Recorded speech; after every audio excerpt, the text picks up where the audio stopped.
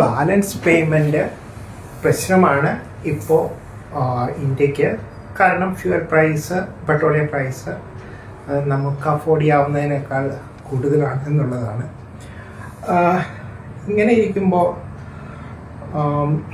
നമുക്ക് പോസിറ്റീവായിട്ട് ജനറലി ന്യൂസുകളൊന്നുമില്ല. ഒരു ഇൻഫ്ലേഷനും അങ്ങനെയുള്ള കാര്യങ്ങളൊക്കെയാണ് പ്രതീക്ഷിക്കേണ്ടത്. അത് എന്താണെങ്കിലും സ്റ്റോക്ക് മാർക്കറ്റിന് നല്ലതല്ല. പക്ഷേ ഒത്തിരി റൂമേഴ്സ് ഉണ്ട്. റൂമേഴ്സിൽ പോസിറ്റീവ് ന്യൂസ് കാണാം. റൂമേഴ്സ് എന്ന് പറയുന്നത് സാധ്യത ഇല്ലാത്ത പല കാര്യങ്ങളുമാണ്. അതായത് ഇവിടെയുള്ള സൊല്യൂഷൻസ് ഫോറിൻ ഇൻവെസ്റ്റ്മെൻറ്റ് പ്രോത്സാഹിപ്പിക്കുക എന്നുള്ളതാണ്.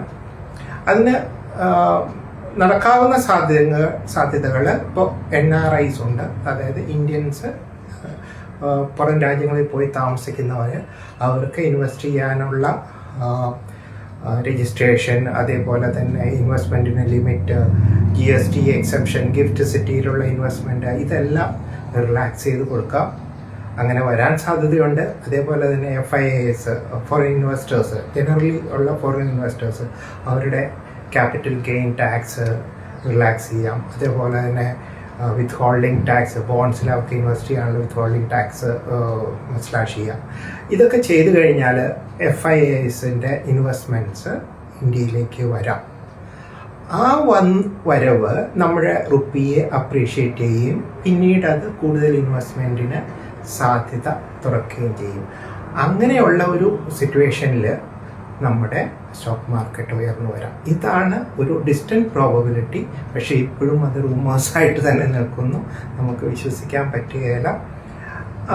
ഈ സമയത്ത് നമുക്ക് പലരും ചെയ്യുന്നത്, ഇപ്പോൾ സക്സസ്ഫുള്ളായിട്ട് പ്രോഫിറ്റ് ഉണ്ടാക്കുന്നവരുണ്ട്. അതവർ ജനറലി ചെയ്യുന്നത് എന്താണെന്ന് വെച്ച് കഴിഞ്ഞാൽ ഒരു ലോങ് ഹൊറൈസൺ കൊടുക്കുക. അതായത് ഒരു 3+ ഇയേഴ്സിന് മാത്രം ഇൻവെസ്റ്റ്മെൻറ്റ് ചെയ്യുക. പക്ഷെ നമ്മുടെ ഗ്രീഡ് അത് ഒരു ടാർഗറ്റിൽ ഫിക്സ് ചെയ്തിട്ട് ആ ടാർഗറ്റ് എത്തുമ്പോൾ എക്സിറ്റ് ചെയ്യുക. ആ ക്യാഷ് തിരിച്ച് സ്റ്റോക്സിലേക്കോ അല്ലെങ്കിൽ ഇൻവെസ്റ്റ്മെൻറ്റിലേക്കോ കൊടുക്കുക.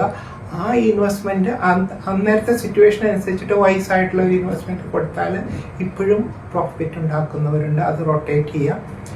എന്താണെങ്കിലും ഇതെല്ലാം റിസ്ക് ഉള്ളതാണ്. അതുകൊണ്ട് സെബി രജിസ്ട്രേഡ് ആയിട്ടുള്ള ഒരു ഇൻവെസ്റ്റ്മെൻറ്റ് അഡ്വൈസറുടെ ഗൈഡൻസിൽ മാത്രം ചെയ്യുക.